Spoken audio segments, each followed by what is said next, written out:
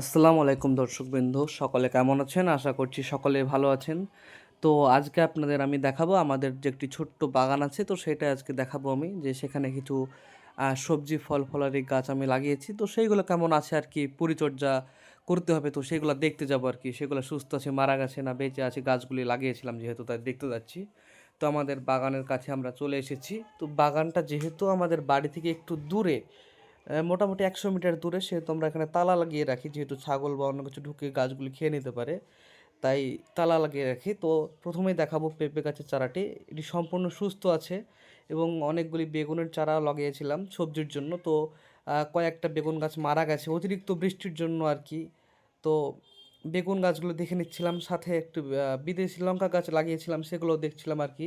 সেগুলো সুন্দরভাবে বেঁচে আছে এবং অনেকগুলি পাতা ছেড়েছে নতুন। তো আর কি সেইগুলো দেখছিলাম এবং ভালো লাগছিল আর কি দেখতে, যেহেতু লাগিয়েছি নিজের হাতে। শেষে কিনা এই পেয়ারা গাছটি দেখলাম। পেয়ারা গাছটি নিজের হাতে লাগানো, আজ থেকে প্রায় 4 বছর আগে পেয়ারা গাছটি লাগিয়েছিলাম আমি আর কি। তো এই বছর অনেক পেয়ারা দিয়েছে আল্লাহর রহমতে, তো অশেষ ধন্যবাদ আল্লাহকে। তো কি বলবো আর, মানে এত আনন্দ লাগছে আমার এই পেয়ারাগুলি দেখে। তো কি বলবো, কিছু বলার ভাষা নাই আসলে। নিজের হাতে লাগানো কোনো গাছ বা কোনো কিছুই যদি তৈরি করেন আপনি, সেটা সেটা যখন আপনাকে ফল দেবে, সেটা আপনি জাস্ট ভাবতে পারবেন না আপনাকে কতটা আনন্দ দেবে। তো এই যে আরও দেখে নিচ্ছিলাম, বেলের একটা চারা বার হয়েছে বেল গাছের, এবং পুঁই শাক ছিল, এবং এই যে এখানে একটা বিলাতি আমরা লাগাইছি, এটা মোটামুটি সুস্থ আছে। মরে যাচ্ছিল বাট অতিরিক্ত বৃষ্টির কারণে এখন মোটামুটি পাতাগুলো তাজা আছে। এবং সব থেকে যেটা বেস্ট হয়েছে সেটা হচ্ছে এই যে বিদেশি কুল গাছ লাগাইছিলাম একটা, এটা নতুন পাতা দিছে নিচে। আজকে বাগানের সব থেকে আকর্ষণীয় যে জিনিসটি ছিল সেটি হচ্ছে এই যে লেবু গাছটি।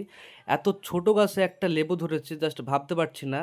মানে আল্লাহ চাইলে সব কিছুই সম্ভব। দেখতে পাচ্ছেন এটা কিন্তু হাইব্রিড গাছ না, এটা দেশি গাছ। অনেক ছোট গাছে একটি লেবু ধরেছে, একটি মাত্রই ধরেছে। তো যাই হোক, অনেক খুশি লাগলো দেখে, ছোট হলেও ধরেছে একটা।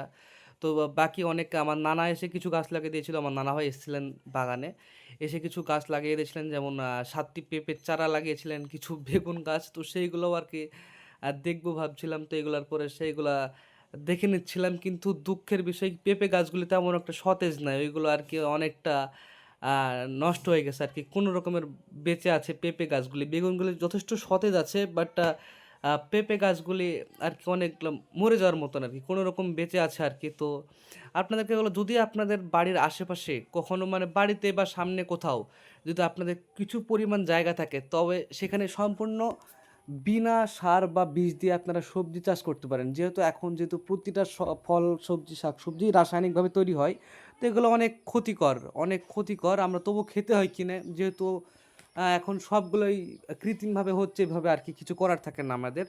তো আপনাদেরকে আমি সাজেস্ট করব যে যদি আপনাদের কোনো একটু জায়গা থাকে, দুটো বেগুন গাছ, দুটো সিম গাছ, সব কিছু লাগাতে পারেন। এটা আপনার পারিবারিক চাহিদা অবশ্যই মিটাবে। তো অবশ্যই আপনারা এই যে বর্ষা সিজনে যে কোনো গাছ লাগিয়ে দেবেন, সেটা অবশ্যই হয়ে যাবে। তো আপনাদের সাজেস্ট করব যে এত সুন্দর সুযোগ হাতছাড়া করবেন না, আপনারা অবশ্যই লাগাবেন। তো বাগানটা সম্পূর্ণ ঘোরার পরে সবশেষে দেখে নিচ্ছিলাম যে আমাদের কাঁঠাল গাছ আছে, অনেকগুলি কাঁঠালই আছে। তো সেটা হচ্ছে আর কি চেক করছিলাম যে এটা পেকেছে কি পাকেনি, যেহেতু গন্ধ বেরোচ্ছিল। তো ভাবছিলাম যে উপরের দিকে হয়তো পেকেছে, নিচেরটা পাকেনি। তো এগুলো আর কি দেখে নিচ্ছিলাম। অনেক সুস্বাদু এই গাছের কাঁঠাল খেতে আর কি। তো দেখে নিলাম ওই গাছের কাঁঠাল যেহেতু পাকেনি, তো এইটাও চেক করছিলাম। তো এইটাও পাকেনি, হয়তো পাশে পাশে কোনো বাড়িতে হয়তো কাঁঠাল নিয়ে এসেছে, সেই গন্ধটা আসছিল। তো সেইগুলো দেখে আর কি চলে আসলো। তো সকলে ভালো থাকবেন, আমাদের জন্য দোয়া করবেন, আর পরবর্তী ভিডিওর জন্য ওয়েট করুন। আসসালামু আলাইকুম।